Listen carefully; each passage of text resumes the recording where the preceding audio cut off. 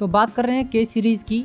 Case series में सबसे पहली जो नेम रिएक्शन है that is Kolbe electrolysis reaction. Kolbe electrolysis reaction में पार्टिसिपेशन देने वाले जो रिएक्टेंट हैं वो हैं सोडियम कार्बोक्सिलिक एसिड या फिर सोडियम एसीटेट, हम इनको सीधा सीधा बोलते हैं, या फिर आप कह सकते हो कि sodium salt of fatty acids. Reaction में पार्टिसिपेशन देंगे और इलेक्ट्रोलिसिस की रिएक्शन है तो पानी का प्रेजेंट होना ज़रूरी है। तो इस रिएक्शन को थोड़ा सा हम सिंप्लीफाइड कर लेते हैं कि 2 मॉलिक्यूल सोडियम के एसीटेट के रिएक्शन में पार्टिसिपेशन देंगे विद 2 मॉलिक्यूल ऑफ वाटर्स, क्योंकि इलेक्ट्रोलिसिस होगा तो पानी की नीड ज़रूर पड़ेगी, एक्वस मीडियम होना ज़रूरी है। एक रिएक्शन चलेगी हमारी एनोड पर और एक रिएक्शन चलेगी हमारी कैथोड पर। Electrolysis is the phenomena of 2 electrodes. एक हमारा एनोड होता है, एक कैथोड होता है। एनोड पॉजिटिवली चार्ज और कैथोड नेगेटिवली चार्ज्ड। तो अगर हम बात करें एनोड को लेकर के तो सबसे पहला काम क्या होगा कि जैसे ही सोडियम एसीटेट कांटेक्ट में आएगा वाटर मॉलिक्यूल के, तुरंत ये स्प्लिट हो जाएगा और ये स्प्लिट होगा तो ये फॉर्मेशन करेगा एक एसीटेट आयन की और एक सोडियम आयन की। तो बेसिकली जो एसीटेट आयन है वो नेगेटिवली चार्ज्ड है तो वो एनोड पर जाएगी जो पॉजिटिव चार्ज यूनिट होती है।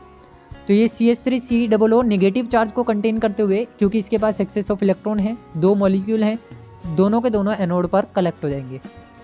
उसी टाइम पर सोडियम का पॉजिटिव आयन बाहर निकला होगा, 2 सोडियम, वो दोनों के दोनों कहाँ पहुँचे होंगे, वो पहुँचे होंगे कैथोड पर। तो ये इस तरीके से स्प्लिट होता है। सबसे पहले CH3COO नेगेटिव और प्लस Na पॉजिटिव। उसके बाद रिएक्शन में जो एक्वस मीडियम पड़ा था वो पार्टिसिपेशन देता है, वो अपना काम करना शुरू करता है। काम कैसे शुरू करेगा? H2O है जिसको हम HOH लिख सकते हैं। यहाँ पे 2 हाइड्रोजन होंगे और 2 OH होंगे। सबसे पहले जो आयनिक फॉर्म है ये कन्वर्ट होगी बाय लॉसिंग और गेनिंग ऑफ इलेक्ट्रॉन्स, क्योंकि यहाँ पर 2 यूनिट हैं एसीटेट आयन, इसका मतलब है इसके पास 2 इलेक्ट्रॉन एक्सेस में है, तो ये 2 इलेक्ट्रॉन का लॉस कर सकता है।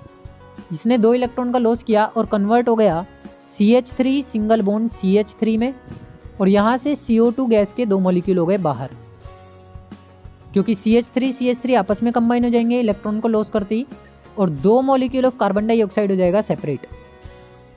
उसी टाइम पर ये जो 2 इलेक्ट्रॉन रिलीज किए गए हैं बाई एसीटेट आयन, उनको गेन करेगा सोडियम। जैसे ही सोडियम अपने पास 2 इलेक्ट्रॉन को गेन करेगा तो ये कन्वर्ट हो जाएगा सोडियम एटम में, क्योंकि अभी ये सोडियम आयन है तो 2 सोडियम हमारे एज इट इज बन जाएंगे। वो रिएक्शन में पार्टिसिपेशन देंगे पानी के साथ, तो यहाँ से 2 OH के मॉलिक्यूल और 2 सोडियम क्या बना देंगे, 2NaOH बना देंगे, और यहाँ से हाइड्रोजन गैसियस फॉर्म में बाहर हो जाएगी H2 की फॉर्म में।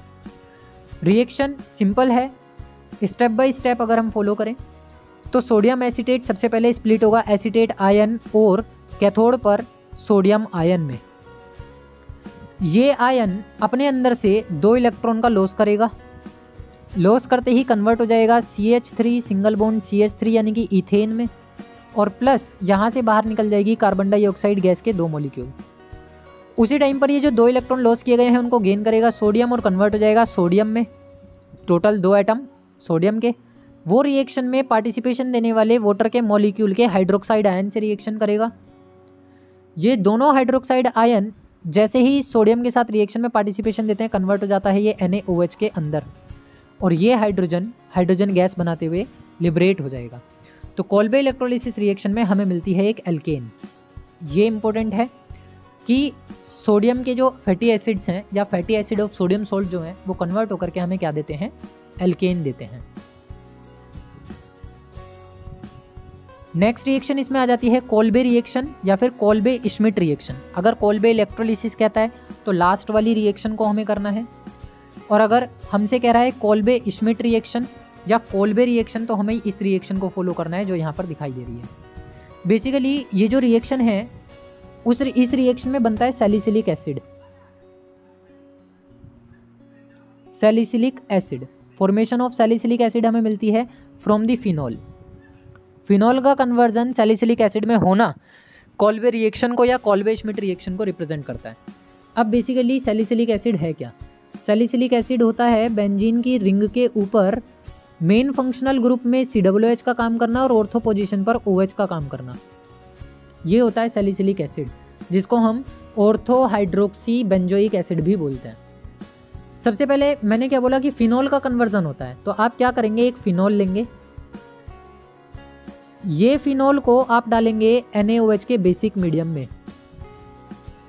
जैसे ही आप इसे बेसिक मीडियम में डालते हो, ये वाला H, ये वाला OH H2O का मॉलिक्यूल बना लेता है और सोडियम जाकर के बैठ जाता है इस हाइड्रोजन की जगह पर। तो कंपाउंड कुछ ऐसा मिलेगा जिसका नाम है सोडियम फिनॉक्साइड आयन।